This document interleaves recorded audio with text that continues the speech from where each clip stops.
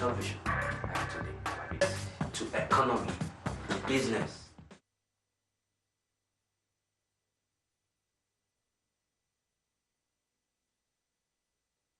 Right, thank you for joining us on the program. This is Newspunch coming to you live from Ben Television. My name is Tunde Alabi. It's a pleasure to have you join us on the program today. On the show, we're in Nigeria and we're taking a look at the 2019, and we are looking at a series of predictions that have been made concerning the 2019 election as they affect the current government in Nigeria. You will remember that a couple of days ago, HSBC and the economists came under serious attack from the Nigerian government for the bleak predictions they gave concerning the outcome of 2019 election as regards the stance of President Muhammadu Buhari and the APC. And specifically, if we take a look at the economists, the intelligence unit of the economist predicted that PDP, in fact, they were emphatic. They said PDP will be winning the 2019 election, and HSBC claimed that should President Muhammadu Buhari win 2019 election, Nigeria's economic development would take a huge downturn, and they painted a very bleak future for Nigeria under President Muhammadu Buhari if he wins the 2019. And they covertly also made the suggestion that the PDP, the APC, may lose that election, bearing all things. On the show today, I have three gentlemen in the studio joining me. We'll be taking a look at this prediction, and we'll be taking a look at a number of indices, indicators that are showing us, are these international predictions right? What we have on ground in Nigeria today show that this government, if everything works well, if the election is free and fair, if there is no mago, as they will say in Nigeria, would Nigeria still vote President Muhammadu Buhari come 2019? And of course, you will remember following those petitions made by the HSBC and the economist, the information minister, like Mohammed, did come out to castigate the institution, saying the predictions are fake and they are a form of psychological warfare against the administration, and they intend to demean the government before the people. And that is where we are now. So let me introduce my guest to you. On my immediate left is Temitope Olodo. Temitope Olodo is a counter-terrorism advisor here in the United Kingdom. Tope, thank you for joining us on the program today. You're right. And also on my left there by Tope is Kingsley Oyemenem. Kingsley Oyemenem is a senior partner at Casey Law Chambers Solicitors here in London. Kingsley, thank you for joining us on the program today. And on the far left there is Dr. Gbenga Oduton. Oduton is a lecturer, senior lecturer at Kent Law School. Thank you for joining us on the program today. All right, let me start with you, Tope. Yes. What are You must have read about these predictions. Even if you have not read these predictions, as a Nigerian living in the United Kingdom, in your own, what will your predictions be, taking into consideration the different sector? Your sector is the security sector. What do you see? Do you think Nigerians are today more secured than they were some 4 or 5 years ago? Unfortunately, I have to agree with HSBC's prediction. Nigerians are not much safer. Unfortunately, the 6 regions or sub-regions within Nigeria are facing all kind of violence extremism. Violence extremism cost, according to Global Peace Index, is about 10 billion to Nigerian economy. And not only that, there is Boko Haram in the far northeast. There is the Biafrans, in the southeast. There is the Niger Delta crisis, and still going on, although of low key. There is kidnapping on the roads of Abuja and other cities. There is a lot of killing, political violence. So Nigeria is not really that safe under Buhari. And unfortunately, many people will not want to agree.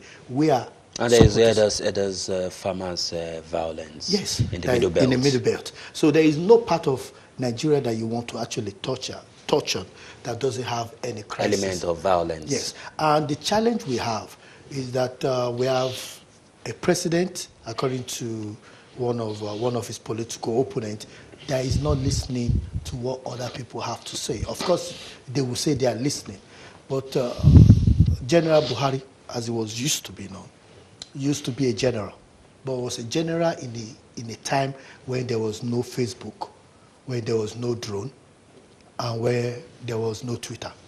He's now in a modern age where they need to shift away from the 19th century approach to tackling violence extremism to a 21st century approach. Until they do that, they will not be able to address the security challenges in Nigeria. Right. Kingsley, you are in the legal sector. You have a firm in Nigeria. You also take up representations on behalf of people in Nigeria. Let's look at law and order and justice, equity in Nigeria.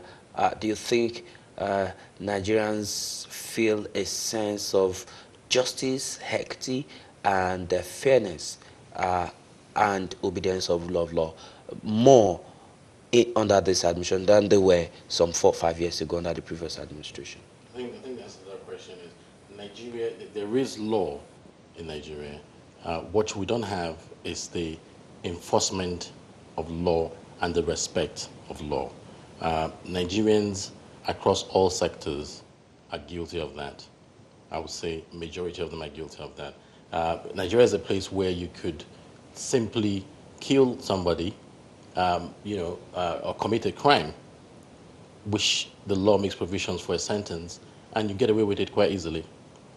Now, in terms of comparison as to with the previous administration, it's getting worse. It's more visible now with the how would I put it? With the present government. Things have happened under this regime where nobody has been touched. Crisis is taking place. I think we were here some time ago about when we talked about the issue of the former DSS individual who barricaded our the lawmaking National Assembly. Yes, lawmaking body. Now Lawa he resigned. Daura. Exactly. I mean, up until today, And there was a theft of the mails at the Senate up to today. We don't know what has happened. Nobody's been punished about it. When we were here last time, we spoke about whether anyone else would actually be punished for that particular And it's act. not as if they And nothing has cannot happened. identify people Tunde. who walked into the red chamber, carted away the maze, because they had cameras away. People there. Tunde, Up to today, the Nigerian fact of the police matter is that had not arrested anyone. We know, the police know who Committed the culprits crime. are. The simple answer is that nobody is looking to punish this individual. And because people commit crime and they escape from committing crime, they will willingly do it twice over again if they're given the opportunity. And it's quite unfortunate. It's where Nigeria is today to where Nigeria was 15, 20 years ago. It's unbelievable to what's happening to the nation.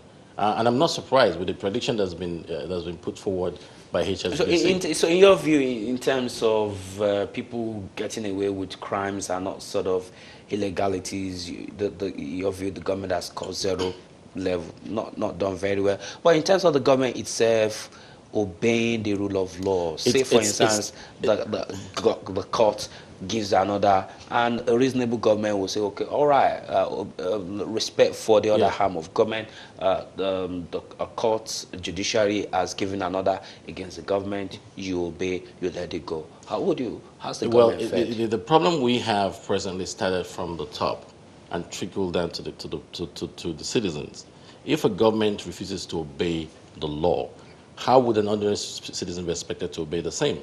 It's almost an impossibility. So for change to come, the government, those who actually are overseeing the affairs of Nigeria today, they have to make a change. They have to make a positive change.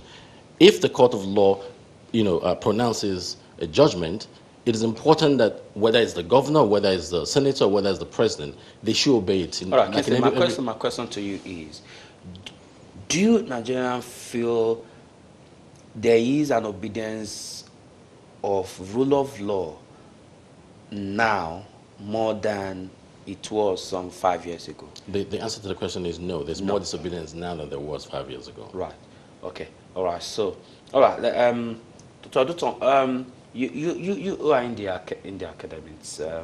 You have, I'm sure you do have loads of Nigerian students coming in to study in your university, and you must have also lectured. But let's go back to Nigeria in terms of the ultimate aim of anybody who goes to the university, who acquires formal education, is to go out, get employment. Right, that's the ultimate aim. I know you are in law. I'm going to ask you a related question, but first and foremost, in education, do you think this government, in terms of making provisions for post-education qualification, Nigerians are more secured with their jobs, and they are more secured by knowing that when they finish, they're going to get a job? I mean, what I'm asking you, compare the rate of employment and unemployment now with some 2, 5, 3 years ago. What are your views? You're certainly a little bit technical, but just do some mental analysis. Thank you very much. I suppose the thing to note is that there's a crisis in the education sector in Nigeria, but that crisis is something that has developed Over a period of time.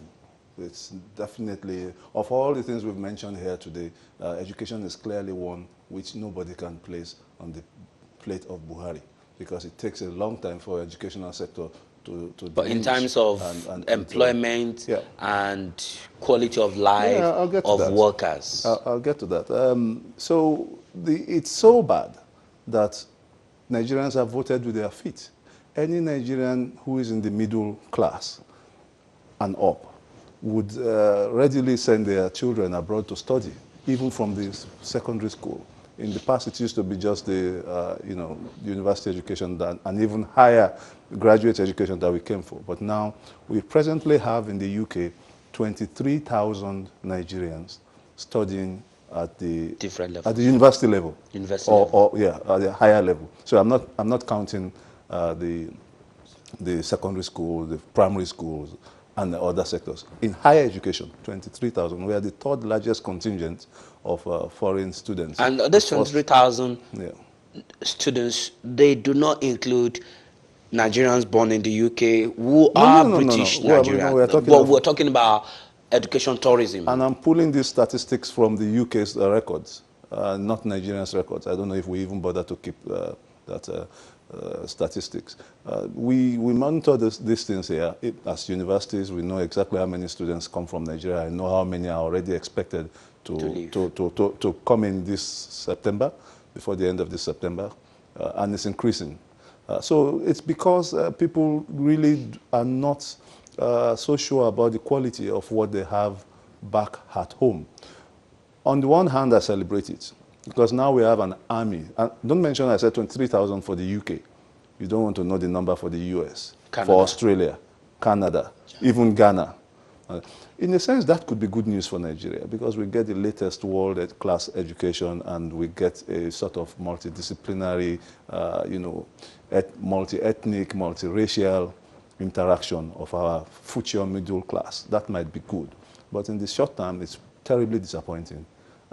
Most of the people, I lecture in the UK, most of the people that lecture with me went to Oxford, Harvard, Cambridge. If they see the university where I graduated in Nigeria, they might say poor physical infrastructure. But in terms of what we had up there, it was up to world-class standard.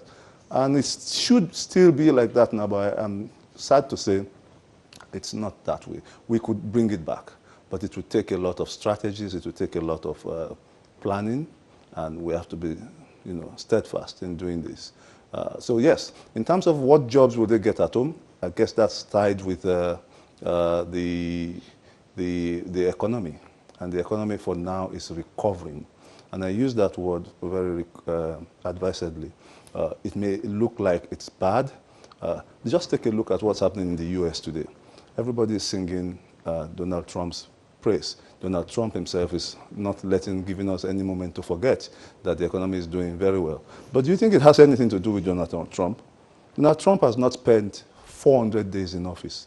What can you really do in 400 days to make an economy boom? We're talking of a booming economy. An economy that was less than 0% growth before is now about 40% growth. That has nothing to do with the person who is there in 300 days. And this is the other thing we forget about the Nigerian situation. What is happening in Nigeria today, I will be very unpopular here, has little to do with President Muhammadu Buhari. He hasn't spent 3 years in office, full years. Half of the time, that's his own personal problem, he's been sick. But this is incremental. This is one government hands it over to the other. The 8 years that Obama spent struggling, building up an economy, gradually, and now it's in full steam. Who did that on behalf of Nigeria? I don't see the person who did that. If the last government did it, it would not have been removed. Okay, all right. Now let's put it that way. Nigeria was rated as the best economy in Africa under Jonathan. Rebased. Oh, well, not rebased. rated. Yeah, we rebased our economy. Under when it was rebased, it came to the first economy in Africa and became one of the fastest it's a technical growing. thing. But then, suddenly we are the government that came and everything went boom. The economy is bad, but we are still at least the second leading economy in Africa. You see, being the second leading economy in Africa doesn't mean you are a successful economy. It just means the size of your economy is bigger than Gabon. It's bigger than, what does it take much to be bigger than Zambia? But in terms of index and rating, then Nigeria dropped. And there have been predictions, there have been international, do you not agree that the international predictions that Nigeria's economy at the moment, Nigeria losing its place as not a very good destination for business compared to 3, 4, 5 years ago?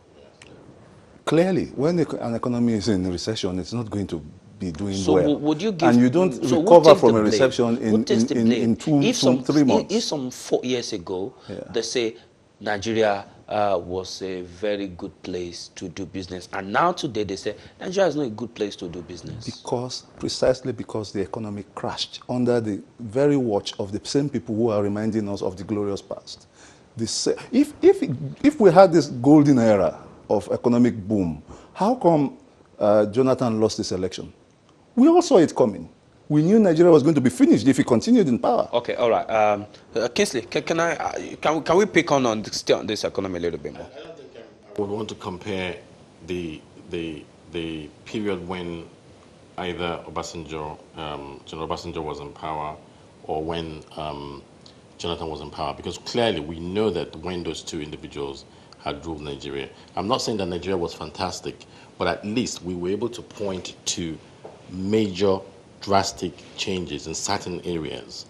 Economy being one of them. Nigerian economy did pick up. We know that already. We know that we had money in the foreign reserve. We know that a lot of things happened under the watchful eyes of both Obasanjo and Jonathan. Now, the question is, President Buhari came into power with the promises of, one, fighting corruption, secondly, bettering the Nigerian economy.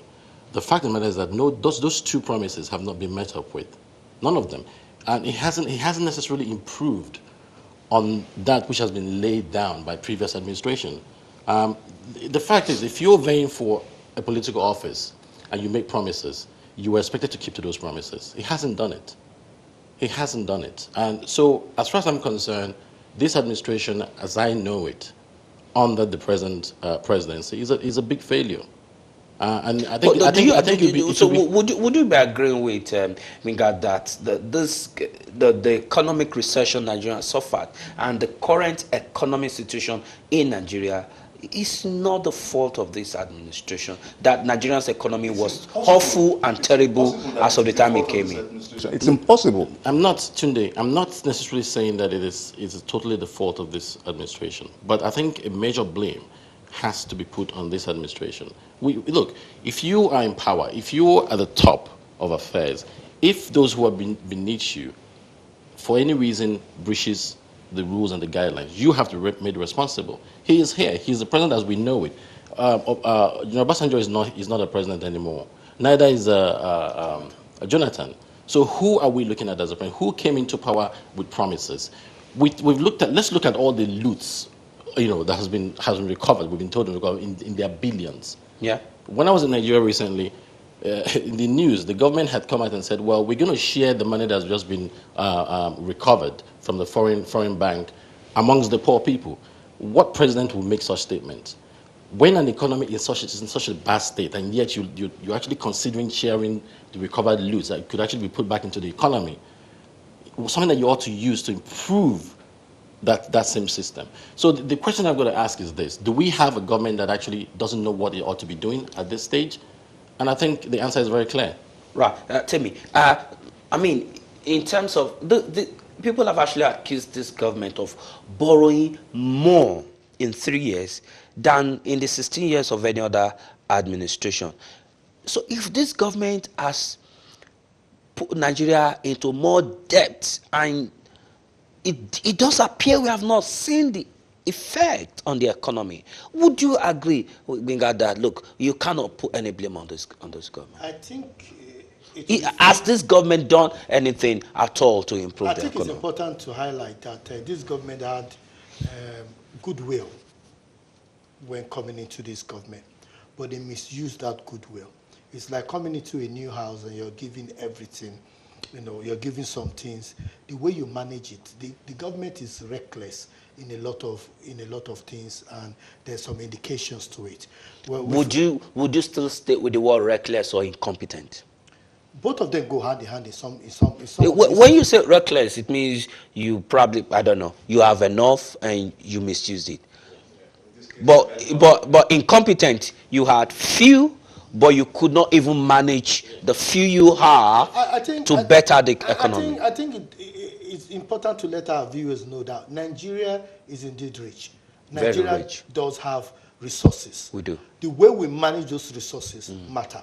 So if we use the word reckless, we could still say we had a lot, even with the fact that I think it's important to also give it to President Buhari that he came in at a point when the price of fuel or petroleum was very low compared to what his predecessors had. So for that reason, he did not have that benefit that others had. Let me put it on hold. Yes, came in at a time there was the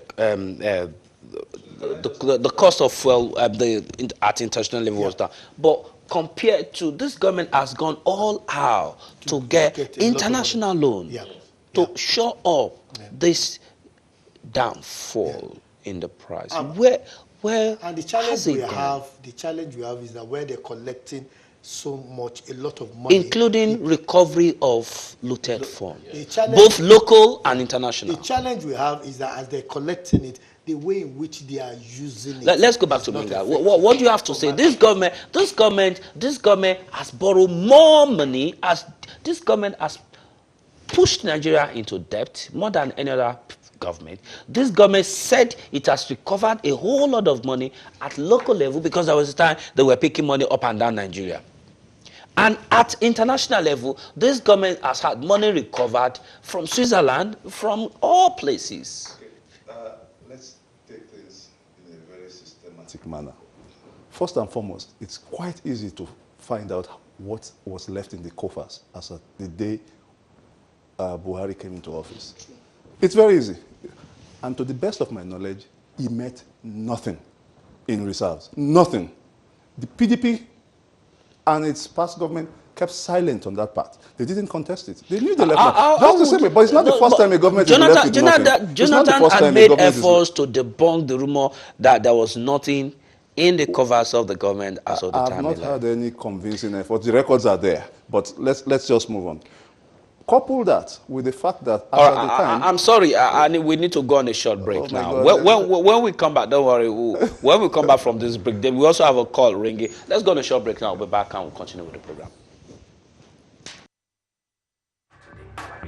To economy, business, technology, the totality of what makes man is what we bring to you here on Newspunch. We give you the information that you need.